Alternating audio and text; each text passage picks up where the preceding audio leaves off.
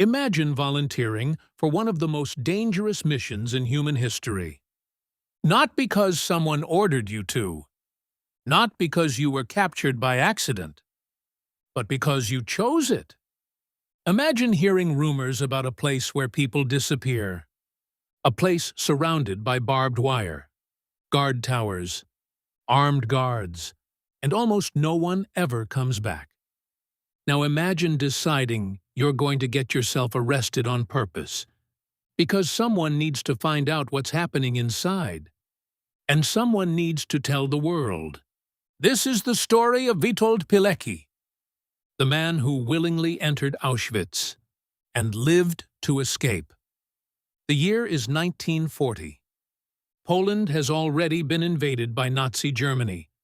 Cities are occupied. Resistance movements are forming in secret.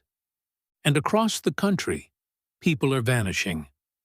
The Germans have opened a new prison camp called Auschwitz. At first, many people outside don't fully understand what it is.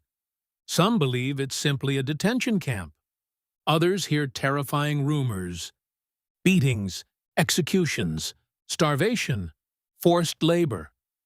But nobody knows the full truth. Information coming out is limited. Witnesses are scarce, and the Germans work hard to keep the world in the dark. Witold Pilecki is a Polish army officer. He has already fought for his country. Now he works with the underground resistance. As reports about Auschwitz grow more alarming, resistance leaders face a problem. They need intelligence, real information, not rumors, not guesses, facts.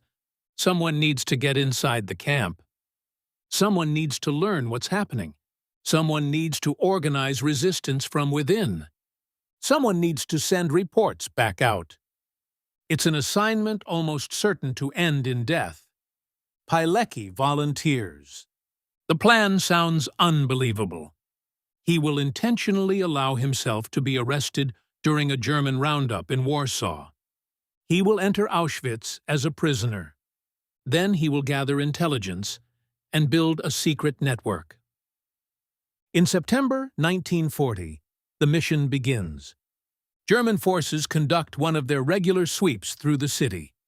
People are rounded up, questioned, detained.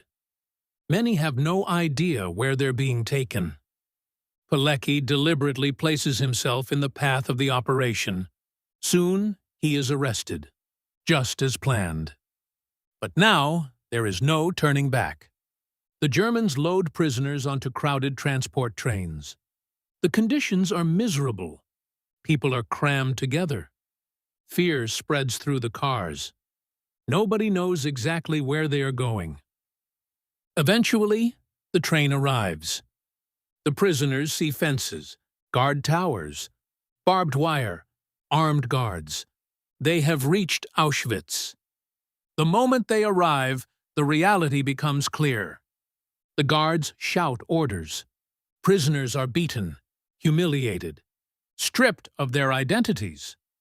Names are replaced with numbers. Individual lives suddenly mean almost nothing. Pilecki realizes immediately that conditions are even worse than expected. Food is scarce. Disease spreads rapidly. Violence is constant. Prisoners work under brutal conditions. Many do not survive. Every day becomes a struggle to stay alive.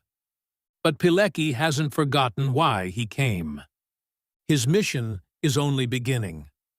Inside the camp, he carefully searches for people he can trust. This is incredibly dangerous. One wrong conversation could mean execution. One informant could destroy everything. Yet slowly, he begins building connections. Prisoner by prisoner, group by group. A secret resistance network starts to form. The organization becomes known as the Union of Military Organization. Its members share information, support one another, distribute food when possible, help prisoners survive, and most importantly, gather intelligence. Every piece of information matters. Guard routines, camp operations, prisoner numbers, deaths, executions, anything that might help the outside world understand what is happening. But collecting information is only half the challenge. Getting it out is even harder. Auschwitz is designed to isolate prisoners from the world.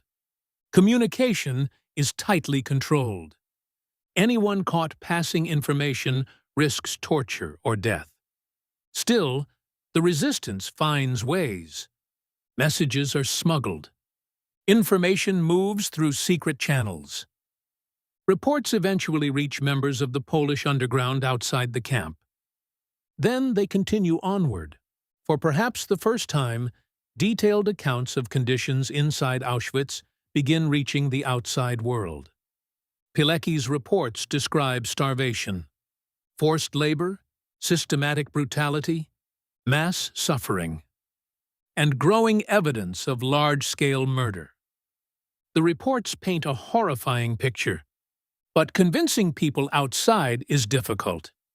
The information seems almost impossible to believe. The scale of the atrocities is beyond anything many can imagine. Yet Pilecki keeps sending reports.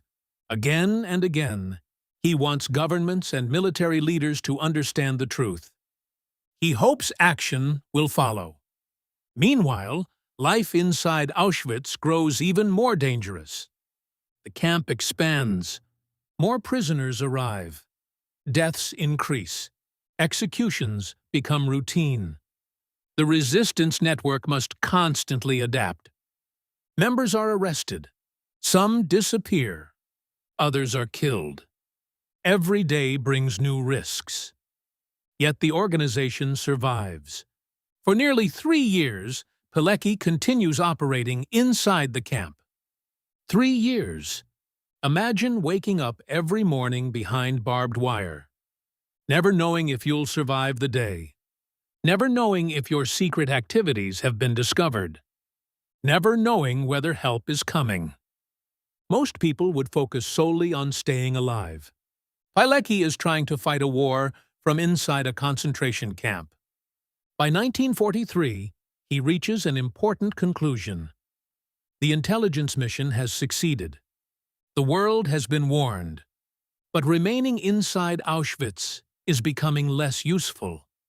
He begins considering escape. Escaping Auschwitz is extraordinarily difficult. The camp is heavily guarded. Watchtowers overlook the perimeter. Fences surround the compound. Patrols monitor every movement. Most escape attempts end in failure. Many end in death. But Pilecki knows the risks, and he decides to try anyway. In April 1943, the opportunity arrives. Working outside part of the main camp with other prisoners, he and several companions put their plan into motion. They overpower a guard, cut communication lines, and run. Alarms soon sound. Searches begin. The Germans launch a manhunt. But somehow, against overwhelming odds, the escape succeeds. After nearly 3 years inside Auschwitz, Pilecki is free. Most people would disappear, hide, try to rebuild their lives. Pilecki does the opposite. He immediately rejoins the resistance, and he keeps fighting. He prepares detailed reports based on everything he witnessed. He continues urging action against the Nazis. As the war progresses, he participates in further resistance operations. The struggle for Poland is far from over. Eventually, World War II comes to an end. Nazi Germany is defeated. The concentration camps are liberated, and the horrors of Auschwitz become known around the world. Today, historians consider Pilecki's reports among the earliest and most important eyewitness accounts from inside the camp. His mission provided crucial evidence of Nazi crimes, evidence gathered at extraordinary personal risk. It's difficult to imagine the courage required. Most people trapped inside Auschwitz dreamed of escape. Pilecki chose to enter. Most people hoped someone else would help. Pilecki volunteered. Most people would have seen the mission as impossible. Pilecki saw it as necessary. He willingly stepped into one of the darkest places on Earth. Not because he expected to survive, but because the truth had to get out. And because someone had to bear witness. In a century filled with extraordinary acts of courage, few are as remarkable as this one. The story of the man who infiltrated Auschwitz on purpose.